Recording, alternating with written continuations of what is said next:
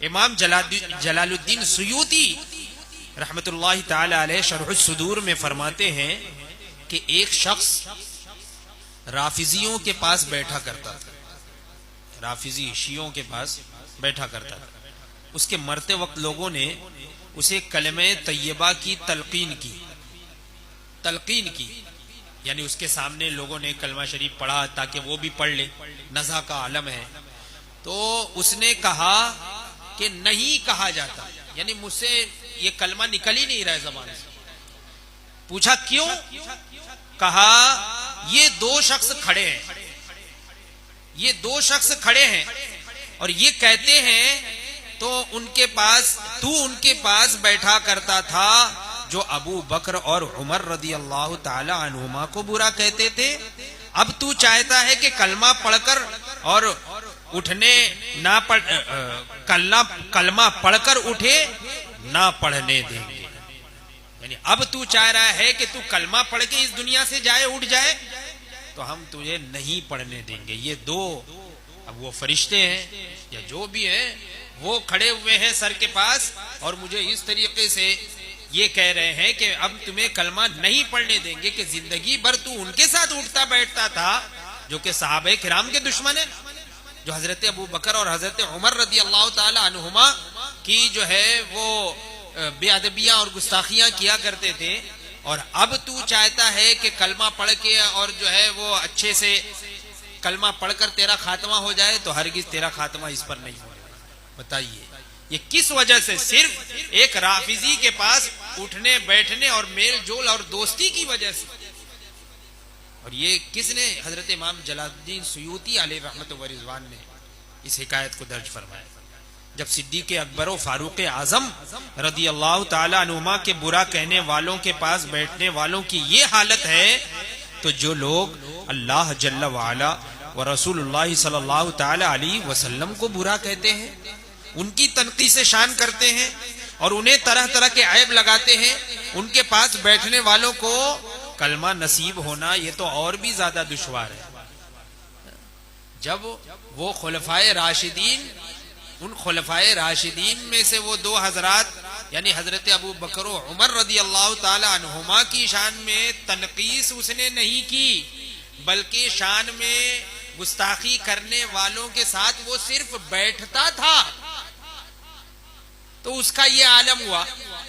तो अब जो अल्लाह और रसूल सल्लल्लाहु ताला अलैहि वसल्लम की शान में गुस्ताखी करे तो उसका क्या आलम होगा, और ऐसे गुस्ताखों के साथ जो उठक बैठक रखे और मेल जोल दोस्ती रखे तो उसके आखिरी वक्त का क्या आलम होगा, नज़ा के वक्त का क्या आलम होगा, ये आप खुद ही सोचिए। और हमेशा हमें यही चाहिए कि हम दुआ करते रहें अपने अकीदे और ईमान की हिफाजत की। किसी को ये नहीं समझना चाहिए, सोचना चाहिए कि हम बहुत मजबूत हैं, बहुत टनाटन हैं। नहीं, ये शैतान का बहकावा है। शैतान इसी तरीके से बहकाता है कि नहीं बहुत मजबूत सुन्नी है, कोई हमें बहका नहीं सकता और ऐसा है वैसा है। नहीं, सहाबे किराम रिज़वानुल्लाहि ताला अलैहिम अजमईन और जो बुजुर्गान दीन अलैहिमुर रहमतु व रिज़वान, तो उनकी जिंदगी का आप मुताला कीजिए कि जिंदगी भर वो इसी खौफ में रहते थे कि कहीं हमारा ईमान हमसे चला ना जाए, इस खौफ में रहते थे। तो जब किसी चीज का खौफ रहता है ना, तो उतनी ही ज्यादा जो है वो उसकी हिफाजत का सामान आदमी करता है। और जब बेखौफ हो जाता है कि नहीं कोई डरने की बात नहीं है, ऐसी बात नहीं है, वैसी बात नहीं है ना। बेशक जो है अगर ईमान पर खात्मा होगा तो फिर कयामत में खौफ नहीं है ना, लेकिन दुनिया में जब तक है तो हमें खौफ करने की जरूरत है ना। अब कुछ अशार ऐसे हैं कि उसको गलत तरीके से लोग गलत मफहूम पेश करके और फिर कहते हैं कि नहीं हमें जो है वो कोई डर की बात नहीं है ना। जैसे कि अब खौफ न रख रजा जरा, तू तो है अब्दे मुस्तफ़ा, तेरे लिए अमान है, तेरे लिए अमान है। तो हम तो अब्दे मुस्तफ़ा हैं, हम हुजूर के चाहने वाले हैं, तो हमें किस चीज का डर है, हमें किस चीज का खौफ है। बेशक अगर हुजूर की चाहत में हमारा इख्तिताम हुआ, हमारा खात्मा हुआ, तब हमें खौफ की जरूरत नहीं है ना। और अगर खात्मा ही सही नहीं हुआ तो फिर कैसे जो है वो कयामत में क्यों नहीं हमें खौफ होगा? तो इस चीज का खौफ तो रखना चाहिए।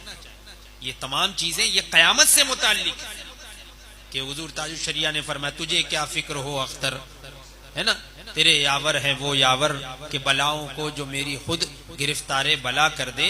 तो ये सब, ये फिक्र और ये खौफ, ये तमाम चीजें, तो ये जितने भी लवाजिमात हैं उन पर अमल करते हुए, ऐसा नहीं है कि सिर्फ इसी पर आदमी जो है बस सोच ले और इसी पर बस जो है अपना जहन और अपना वहम, अपना दिल सब इसी पे रख दे, अमल छोड़ दे, है ना, नमाज पढ़ना छोड़ दे, अमल करना छोड़ दे और सबसे मेल जोल रखे, सबसे दोस्ती रखे और फिर कहे कि हमें कोई फिक्र करने की जरूरत नहीं।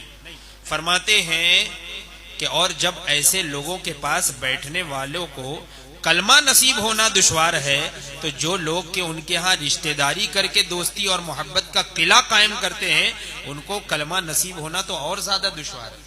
जो इनके घर में रिश्तेदारी करते, रिश्ता करते, बोलते कि अरे कोई बात नहीं है, ये है वो है, आम हो गया है रिश्तेदारी करना, और इस तरीके से पूरा का पूरा घर ये बदमजहबी में तब्दील हो जाता है, गुमराह हो जाता है धीरे धीरे। तो फरमाते हैं खुदाए अज़्ज़ा वजल ऐसे लोगों को ईमान की मोहब्बत अता फरमाए, आमीन।